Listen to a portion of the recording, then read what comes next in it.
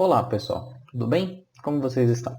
Bom, continuando o bate-papo, que nós já começamos já desde a semana passada, falar agora sobre as últimas políticas, né, que nós temos em âmbito macroeconômico. Tá? Hoje nós vamos trabalhar especificamente com política cambial e também política comercial, que também tem relações. Tá? Basicamente, pessoal, política cambial, né, diz respeito, né, à administração da taxa de câmbio ou controle nas operações de capital, nas operações cambiais. Tá? Também pode haver interferência nas operações de capitais estrangeiros que entram e saem do país. Tá? Isso eu vou detalhar um pouquinho mais para frente para vocês. Tá? É percebível que a partir dos anos 70, 80, a comercialização, a globalização, ela gera um fluxo internacional de mercadorias, bens, serviços, pessoas muito grande. Né? Para vocês terem ideia, o comércio internacional tem crescido acima do crescimento médio dos países, ou seja, a transação de bens e serviços aumentou muito mais do que o crescimento médio dos países. Né? Nos anos 90, para vocês terem ideia, o crescimento médio mundial, né, do PIB cresceu 3,1%, enquanto que o comércio internacional se expandiu 6,2%. Isso se deve em grande parte à liberalização, né, dos mercados, que aconteceu a partir dos anos 80, tá? Graças ao Consenso de Washington, que ele liberalizou tudo, né? Fluxo de bens, fluxo de mercadorias, fluxo de serviço e fluxo de capitais. Tá? Uma outra exceção, um outro país que manteve um controle mais rígido, né? E aí a gente vai discutir um pouquinho isso lá mais para o final da nossa aula, tá? No nosso bate-papo. Né?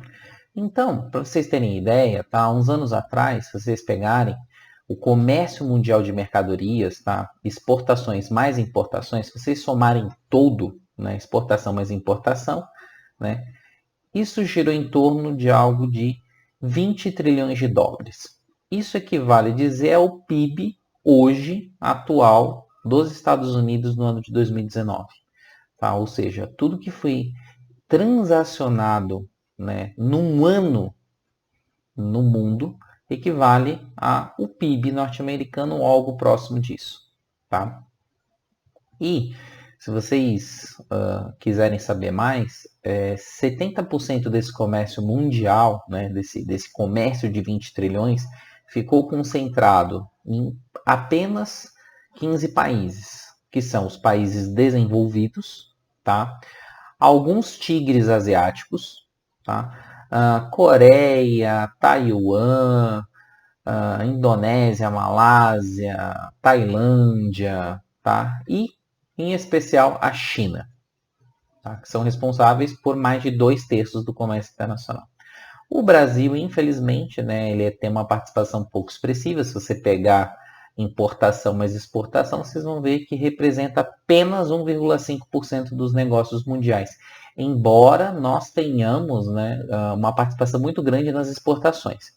O que acontece? É que o Brasil é um país que exporta commodity, ou seja, são bens, né, de baixo valor agregado. Tá? Nós exportamos café, soja, milho, algodão, são bens de baixíssimo valor agregado. A gente não exporta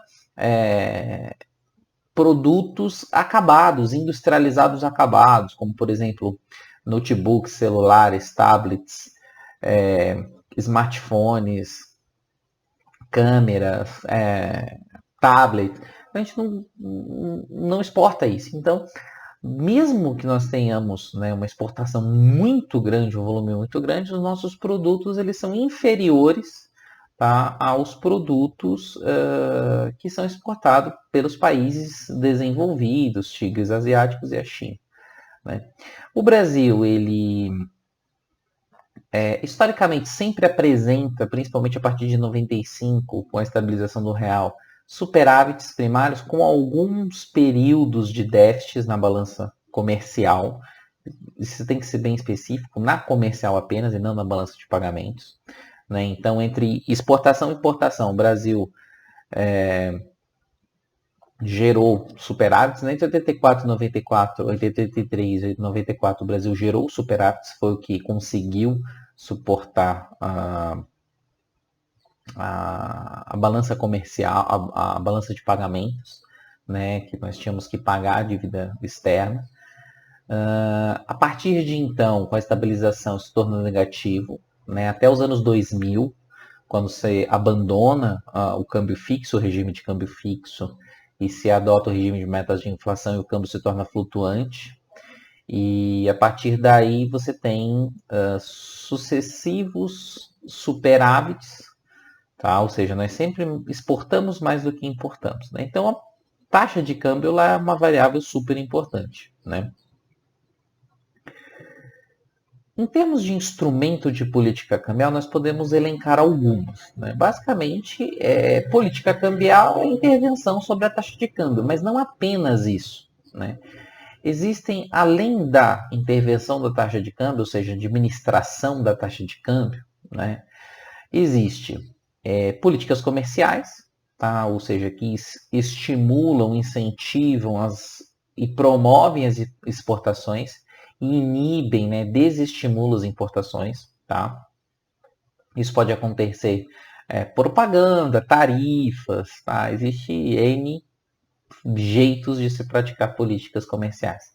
E também tratamento ao capital estrangeiro, ou seja, como que nós recebemos o capital internacional, tá, para ser aplicado, investido na economia brasileira, e como que as empresas multinacionais remetem os lucros para suas matrizes. Né? Então, a gente pode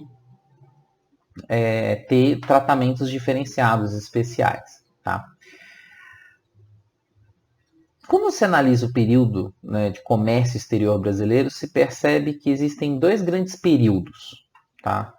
Um que vem desde os anos 30, tá? Que vem um processo de 1930 até os anos 80, tá? Que é chamado de processo de substituição de importações, o famoso PSI, que é teorizado pela CEPAL, o economista, advogado economista Celso Furtado. Ele teoriza sobre isso, né, junto comissão da CEPAL, junto com a Maria da Conceição Tavares, o Luiz Gonzaga Reza Beluso, o próprio Bresser Pereira. Então, o Brasil passou por um processo de substituição de importações, ou seja, a partir da crise de 29, o diagnóstico é que o Brasil é um país exportador, na época, de sobremesa, né, café e açúcar, e que não poderia ser mais refém disso. Então, há um esforço muito grande, a história brasileira mostra isso, que há um esforço muito grande em promover a substituição de importações. Isso é, em vez da gente importar os bens, a gente produzir internamente os bens que são necessários. E para isso a gente precisava produzir, né, nos industrializar, que é o que acontece a partir de 1930. Né? Muda-se os arcabouços institucionais, começa com uma industrialização de base, né, para produzir aço, cimento, alumínio, o que vocês imaginarem, tá? Em termos de produtos industrializados, até nós produzirmos bens duráveis, tá? Nos anos 70, que é o que a gente estabelece, né? Anos 50, 60 e 70, bens duráveis, e bens de capital a partir dos anos 70. Tá? Então o Brasil consegue fazer esse processo de substituição de importações. O problema é que a partir dos anos 80, devido à inflação e devido à aceleração da globalização e ao aumento das tecnologias, né, principalmente em torno da informática, o Brasil perdeu, né, o passo. Né? O Brasil se abriu economicamente e perdeu o grau de desenvolvimento que estava pretendendo ter. Né? Eu gosto de fazer uma comparação interessante, né, que para vocês verem o que era o Brasil. né, nos anos 80, né, se vocês pegarem 1980 e colocarem lado a lado Brasil e Coreia do Sul, vocês vão ver que Brasil era autossuficiente em termos de combustível, em termos de aço, em termos de cimento, produzia 30 mil carros ano,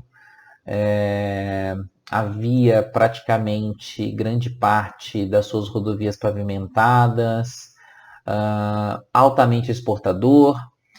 E se você pegar a Coreia do Sul, não produzia nenhum carro, não tinha nenhuma marca, não era autossuficiente em petróleo, não era autossuficiente em combustível, não era autossuficiente em cimento, não era autossuficiente em aço, nada. E o que é a Coreia do Sul hoje? O que é o Brasil hoje? Tá?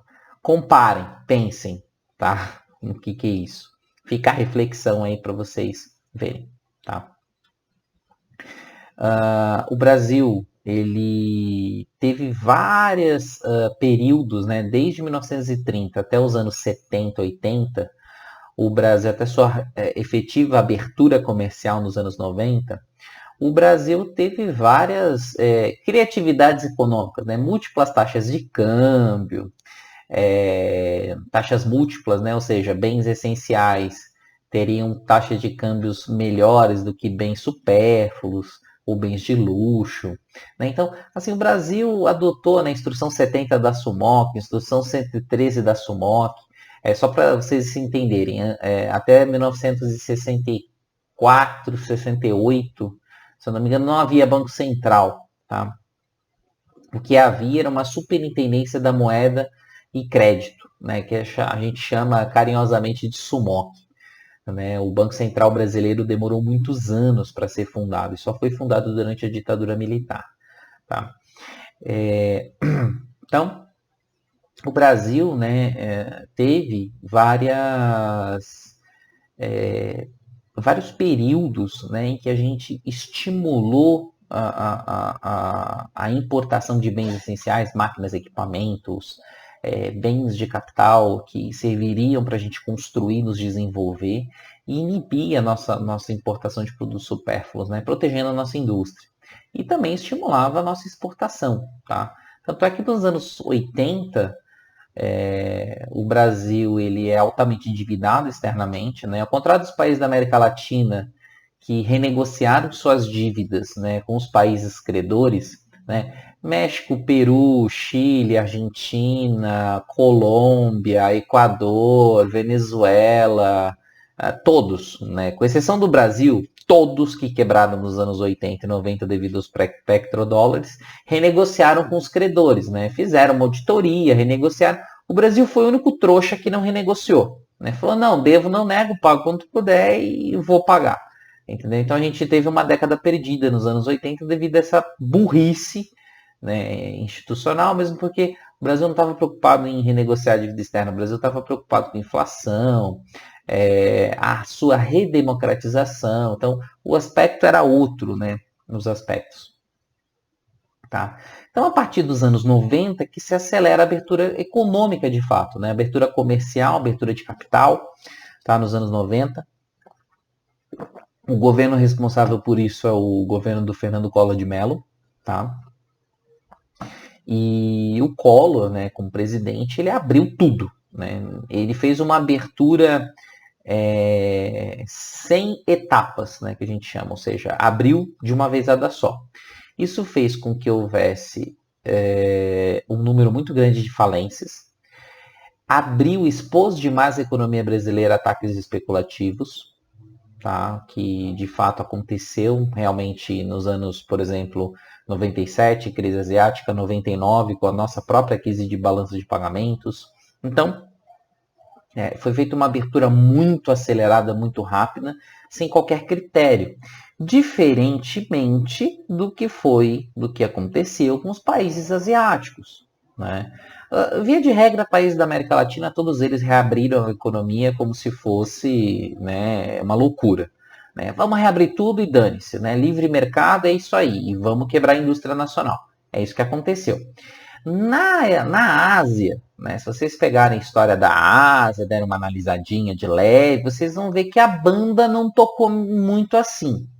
Por quê? Embora os economistas ortodoxos, né, advogam que o que gerou o desenvolvimento econômico na Ásia, né, China, Coreia, Japão, né, se vocês olharem, foi poupança, abertura comercial, etc. e tal, o discurso é um pouquinho diferente da prática. Tá? Por quê? Na prática não aconteceu isso. Na prática, se vocês pegarem, por exemplo, a Coreia do Sul. Hoje a Coreia do Sul é um país que tem grandes marcas, né? Tem o Hyundai, tem a Samsung, né? É um país altamente desenvolvido, conseguiu realizar o seu catch-up, que é o seu emparelhamento com os países desenvolvidos, tá? Mas isso se deve a uma política deliberada do Estado de investimento nas famílias sul-coreanas, chamadas chaebols, tá? Tem até uma brincadeira que eu faço, né? Que para desenvolver como a Coreia, bastaria pegar um empresariado brasileiro e prender. Porque na Coreia do Sul, o que o General Park fez nos anos 60, 70 foi isso. Pegou a elite sul-coreana empresarial, prendeu, tá? Deixou lá no cantinho, presa, só com água e pão, tá? E chamou um por um e foi renegociando. Falou, olha, a sua liberdade eu condiciono a você, a sua empresa, produzir isso. Está de acordo? Se você estivesse de acordo, né, você saía da prisão. Se você não estivesse de acordo, você ia passar um tempinho na solitária pensando na sua resposta. Né? Então foi isso que foi feito na Coreia. Tá? Não estou advogando para que prenda o empresariado brasileiro, não é isso. Mas algumas pessoas acham que o desenvolvimento sul-coreano, assim como o desenvolvimento da China, é espontâneo. Adotou as boas práticas de mercado que desenvolveu. Desculpa, isso não existe. Nunca existiu e nunca vai existir. Se vocês pegarem o desenvolvimento norte-americano, se vocês pegarem o desenvolvimento do Reino Unido, na Inglaterra, vocês vão ver que tem alta intervenção estatal. Tá? Desculpa, mas querer tampar o sol com a peneira. Né? Vocês falarem para mim que a Inglaterra se desenvolveu com livre mercado, desculpa, você está sendo ou enganado, ou você está sendo hipócrita, ou você está sendo burro. Tá? Uma das três alternativas você pode escolher. Né? Porque, sinceramente, não foi assim. Né? Quando você pega, por exemplo, tá? Inglaterra, né? Século 17 e 18, em que a coroa inglesa outorga, né, carta aos corsários, né, piratas, institucionalizando o roubo, né, não é furto, é roubo, né, institucionalizando o roubo da prata e do ouro espanhol vinda da América Espanhola, né, se isso não é intervenção estatal, né, eu não sei o que é. Né, eu não sei, desculpa. Né, vocês vão me perdoar porque, sinceramente, eu não sei o que é. Nos Estados Unidos, se vocês pegarem, por exemplo, as ferrovias, 50% o Estado dava e 50% era a cidade que juntava as moedinhas de ouro lá para comprar, para pagar a ferrovia para passar na cidade dela. Se isso não é intervenção estatal, não sei o que é. Né? Então, assim, temos que discutir o que é intervenção estatal para... Vocês entendem? Então, assim, temos que pensar em termos de desenvolvimento, essa parte de abertura comercial, tudo, taxa de câmbio é importante. Tá? Costumo dizer que um dos maiores especialistas em termos de taxa de câmbio hoje, vivo no Brasil, tá? É o economista da Fundação Getúlio Vargas, Luiz Carlos Bresser Pereira. Tá? Já tive a oportunidade de encontrá-lo algumas vezes nos congressos, né? Seja da Associação Keynesiana, seja na própria Ampec Nacional. O Bresser é um cara que é extremamente lúcido, é um cara que entende muito de taxa de câmbio e entende muito de desenvolvimento econômico. Né? Não dá para dizer que ele não entenda. Né? E uma das teorias dele é que taxa de câmbio importa sim e que você precisa ter uma taxa de câmbio num determinado nível que promova o desenvolvimento econômico. Ela não é um fim em si mesmo, mas ela é um dos pressupostos para que haja desenvolvimento. Tá? Vocês pegarem China, Coreia, todos eles utilizaram ostensivamente taxa de câmbio como uma forma de promoção. Uma forma de promoção de exportação. Tá? Então, vamos voltar primeiro aqui a aspecto teórico em termos de taxa de câmbio. Bom, o que é taxa de câmbio? Né? É o preço, tá? Vou falar do câmbio tipo europeu, porque existe o câmbio tipo americano, e o que eu vou falar aqui é o câmbio que a gente adota, né? Que é o preço em moeda corrente nacional de uma unidade da moeda estrangeira. Por que eu digo que esse é o padrão europeu? Porque esse é o padrão adotado pelo mundo inteiro. Os Estados Unidos adotam um padrão diferente.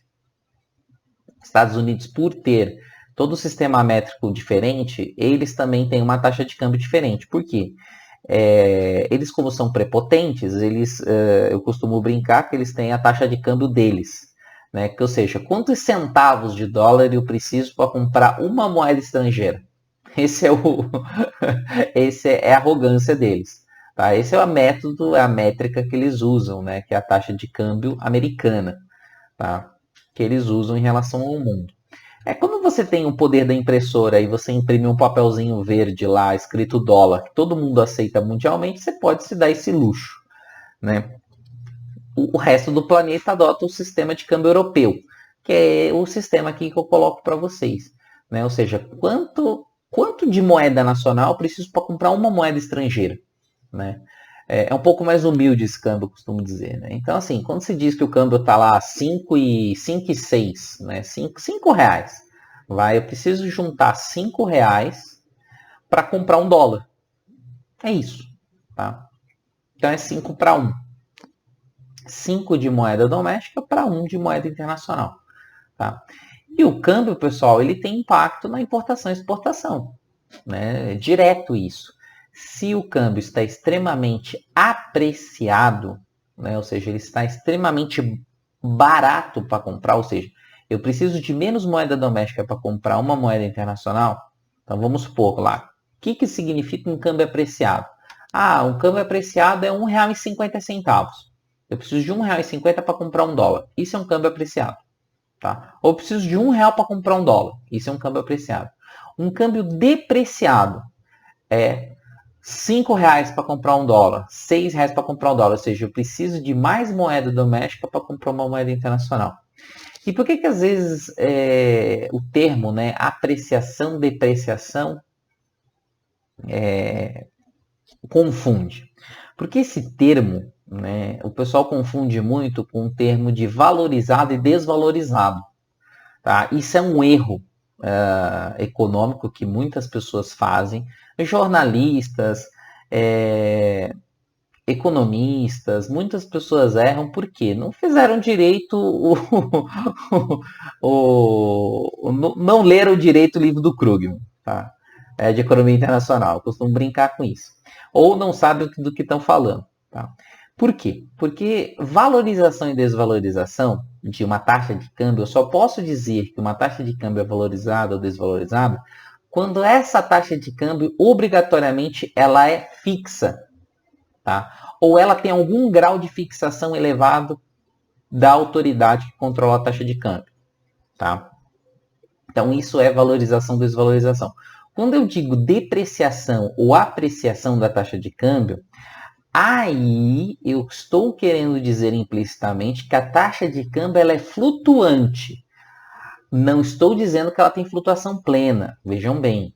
Eu estou dizendo que ela é flutuante, ou seja, ela está a sabor do mercado. Mas ela pode sofrer uma certa interferência por parte da autoridade que controla a taxa de câmbio.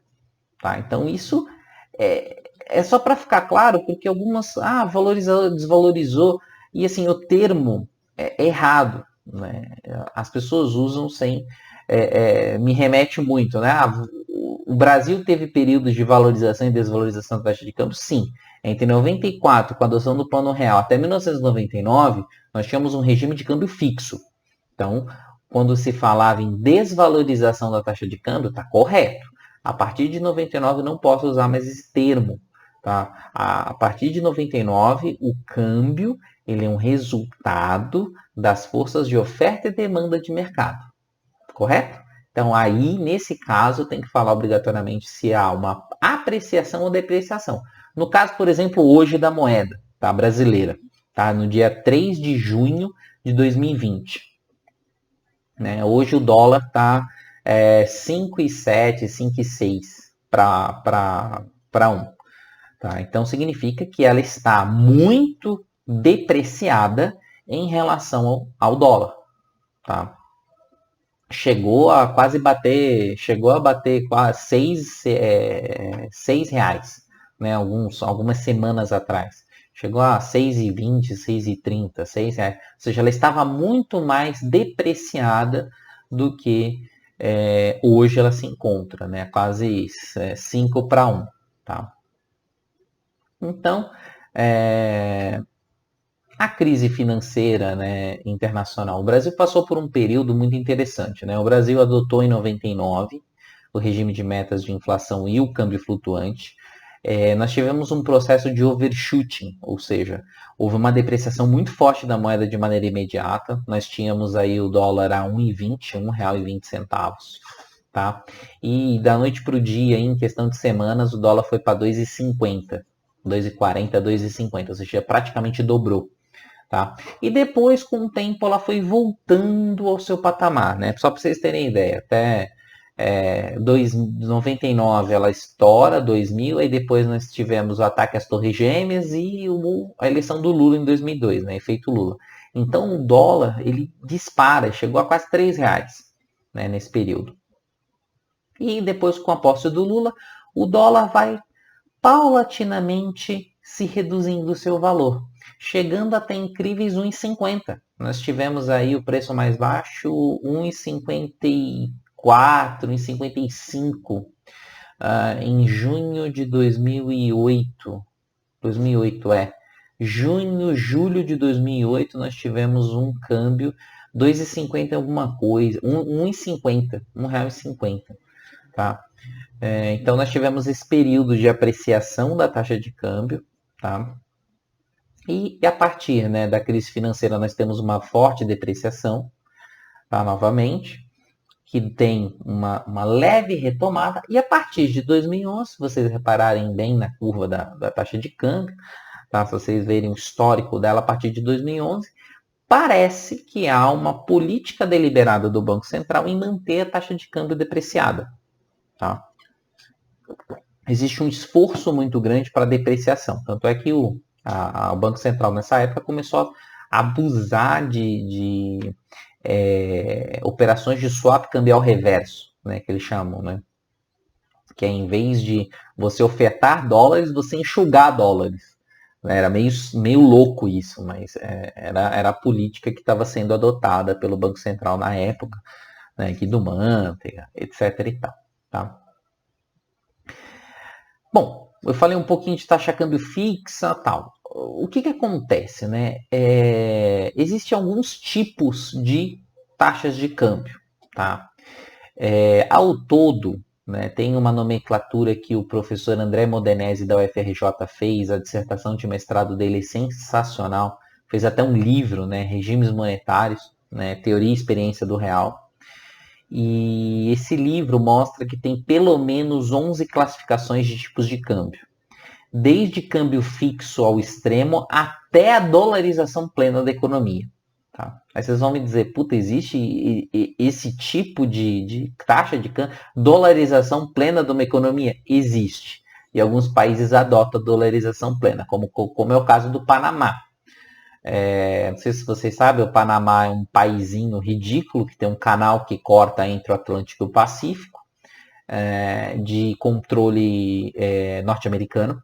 Tá? O país praticamente é todo controlado pelos americanos, porque é um canal de ligação extremamente importante, né? Um canal marítimo.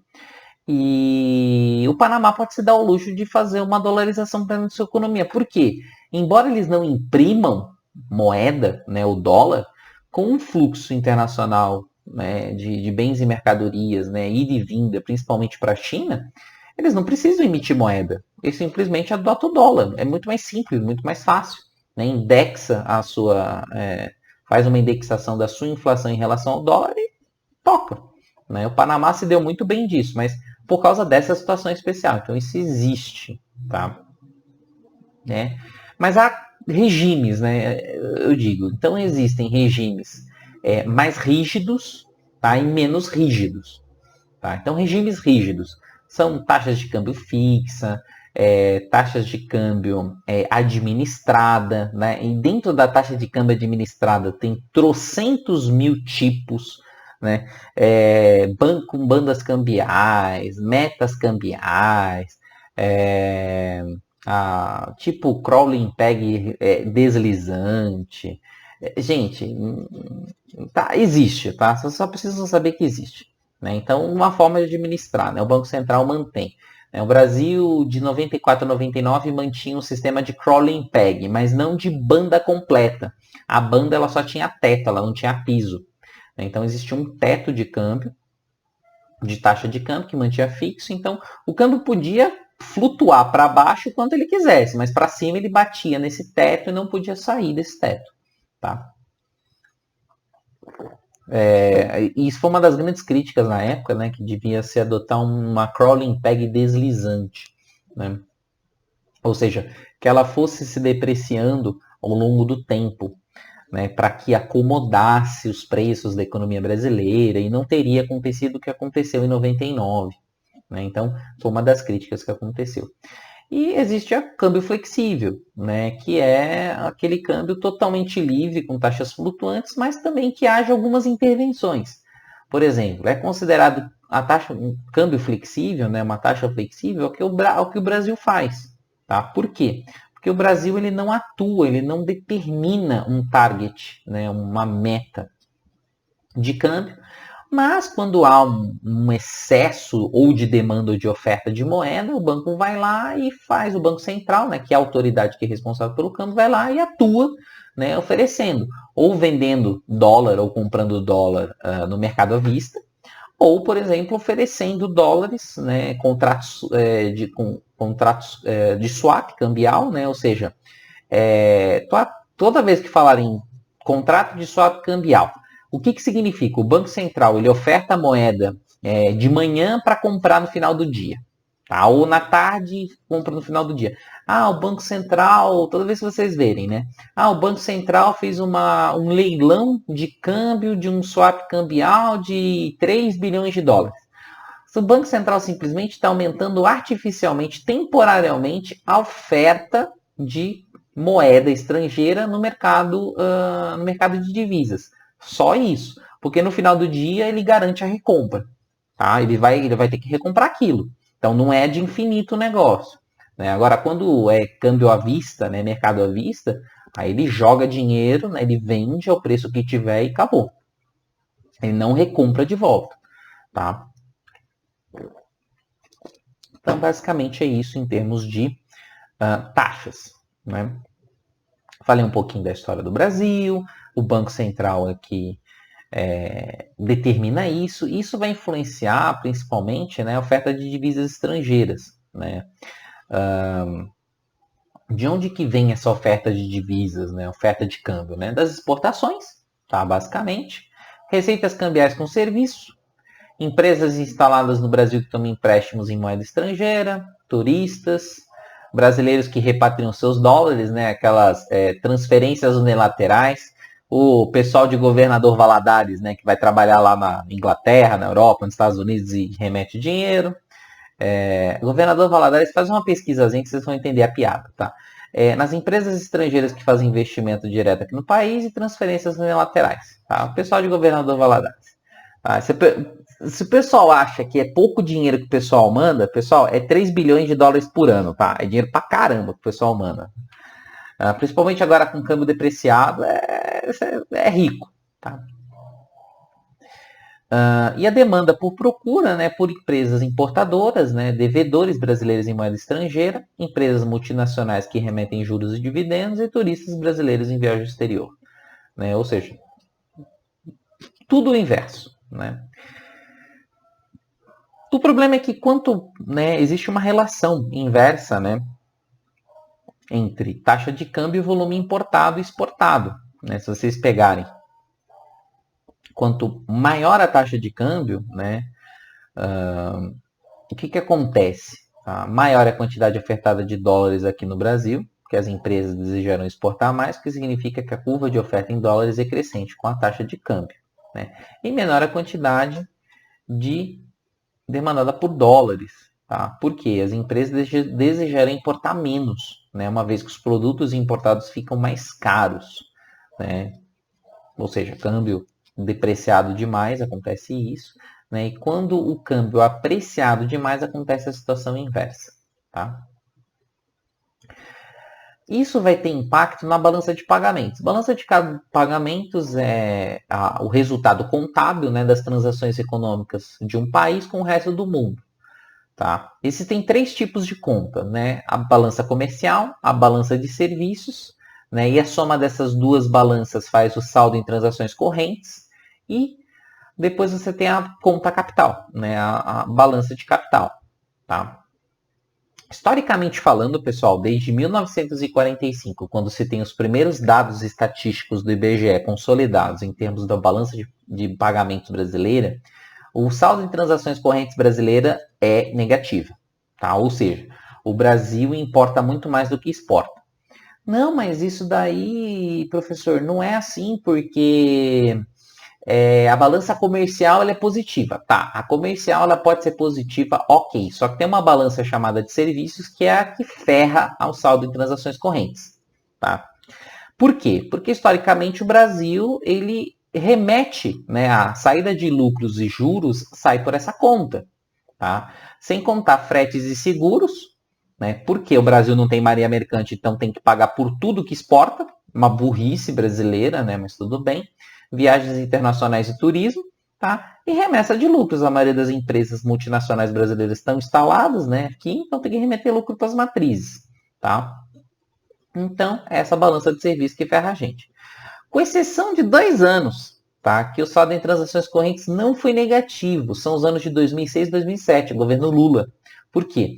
Houve um boom tão grande de commodities, mas tão absurdo de commodity, e o câmbio estava tão apreciado, que não compensava, primeiro, remeter o lucro para as matrizes, porque não ia valer a pena, então se diminuiu muito a remessa de juros e lucros. Né? E a balança comercial ela ficou extremamente positiva. Isso fez com que o nosso saldo em transações correntes ficasse positivo 2 anos. Né? Nunca antes na história desse país. A brincadeira faz parte, mas é realmente nunca antes na história desse país. Tá? E quais são os efeitos dessa política cambial sobre a economia? Bom, ela vai ter efeito no nosso dia a dia, pessoal. Quando você pensa em termos de taxa de câmbio, por exemplo, o câmbio depreciado a 6,50, como o pessoal está falando. Ah, isso não vai afetar meu dia a dia porque não vai mudar nada na minha vida. Bom, muda sim. Tá? Começar pelo seu café da manhã. Tá? Sabe o pãozinho que você come? Sabe? O pãozinho francês, o pãozinho caseiro, o cacetinho lá no Rio Grande do Sul, né? O pessoal come cacetinho, né? Pessoal, pão francês no Rio Grande do Sul se chama cacetinho, tá? Se você pedir francês lá, o cara vai te olhar meio torto. Então você tem que pedir cacetinho, tá? Só não pode pedir ao contrário. No resto do Brasil, pedir cacetinho. Aí dá ruim, tá? Mas caso contrário, tá tudo certo. O trigo, né, que faz o pão, se vocês não sabem, o trigo é uma cultura de inverno, uma cultura de climas temperados. E o único estado que tem condição de produzir trigo são 2. Né? Um pouquinho do Rio Grande, um pouquinho de Santa Catarina, que dá para produzir, mas é muito pouquinho, e no Rio Grande do Sul. O problema é que não atende a nossa demanda. Então nós temos que importar isso. Né? E de onde que vem esse trigo? Vem principalmente dos nossos vizinhos. Uruguai e Argentina. Né? Principalmente da Argentina. Então isso influencia muito. Tá? Então nós precisamos influenciar nosso café da manhã, por exemplo. Outra coisa também que influencia, maçã. Né? Não sei se vocês já viram, foram no mercado, já viram maçã a 8, 9, 10 reais o quilo. Nossa, que absurdo tal. Porque maçã é uma cultura também de clima temperado. O Brasil não produz, é do Rio Grande do Sul, tal. Existe uma expansão para soja para lá. Então o pessoal não está plantando mais maçã, a gente está importando tudo. De onde? Argentina, Uruguai, Paraguai. E o que acontece com essa importação? Com o dólar a 5, 6 reais, encarece. Então, isso afeta o nosso dia a dia. Tá? Pode parecer uma coisa pequena, ridícula, mas faz diferença. Tá? No dia a dia, a taxa de câmbio, ela tem aspectos interessantes. E eu posso dizer isso por experiência própria, porque tanto no meu mestrado, no meu doutorado, na minha dissertação e minha tese, meus artigos publicados, né, que eu publiquei durante minha trajetória acadêmica, ainda publico, né, principalmente minha tese. Né? Minha tese tem uma coisa bem legal, que é o aspecto da taxa de câmbio. Tá? Alguns estudos, alguns experimentos, né, algumas pesquisas mostram que a taxa de câmbio ela consegue influenciar diretamente no nível de preço. Tá? Eu encontro essa analogia, principalmente a partir dos anos 2000 até 2014, 2015, eu encontro isso muito bem construído, ou seja, a taxa de câmbio ela influencia diretamente o nível de preços, né? A gente chama isso de pass-through, tá? Ou seja, um repasse cambial para preços, porque muitos dos produtos são importados, né? Então existe esse repasse cambial. Pois bem, só para vocês terem ideia, e isso influencia. Então, se o câmbio influencia preços, né?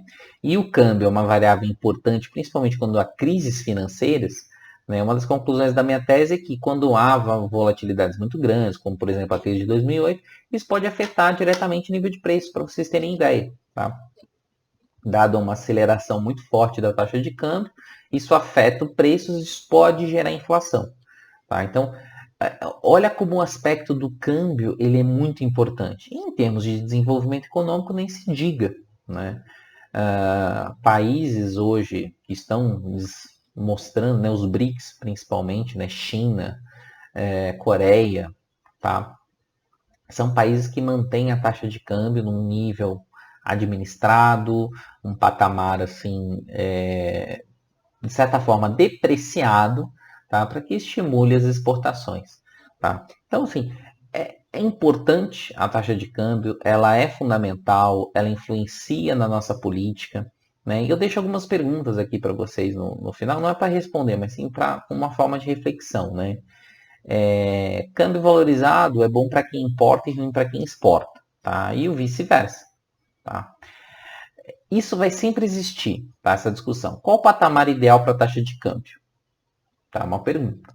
O câmbio deveria refletir exatamente o comportamento do mercado, sem atuações fortes do governo para definir o patamar de preço da moeda estrangeira, ou deveria haver uma intervenção, uma forma do governo administrar a taxa de câmbio para que houvesse um estímulo às importações e assim um estímulo à industrialização? É uma questão de desenvolvimento econômico. Tá? Em termos empíricos, né, eu analiso muito países asiáticos. Países asiáticos, todos eles mantêm taxa de câmbio administrada. Tá? Não existe flutuação da taxa de câmbio. Os países que adotaram taxa de câmbio flutuante nos anos 90, todo mundo voltou atrás. Tá? Só para vocês terem ideia. Taiwan, Coreia do Sul, Japão, todo mundo que tinha taxa de câmbio flutuante falou, opa, peraí, isso aqui não é muito bom não. Tá? Todos. Tailândia, Indonésia, Malásia, tá? Então, fica o primeiro ponto de reflexão. O segundo é em termos de liberalização financeira, né? Fluxos de capitais liberados, ou seja, festa do oba-oba. Na Ásia isso não existe. Tá? Se você quiser entrar com capital, por exemplo, na China para investir, você vai ter um baita de um pedágio para entrar e também para sair. Tá?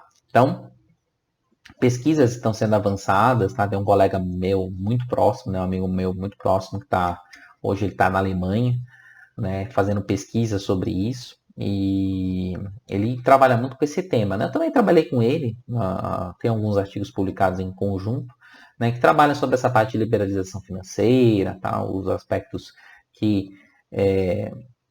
podem atrapalhar a economia, tal. Então, só para vocês terem ideia de que a taxa de câmbio é uma variável muito importante, né? Ela não é simplesmente, ela vai influenciar nossas vidas de que forma?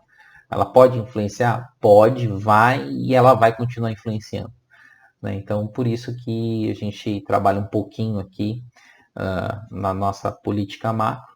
Tá? Em termos de políticas macro é isso. Existe também a política de rendas, política industrial, mas são mais políticas fins, né? Não são políticas meio, não são políticas de estabilização.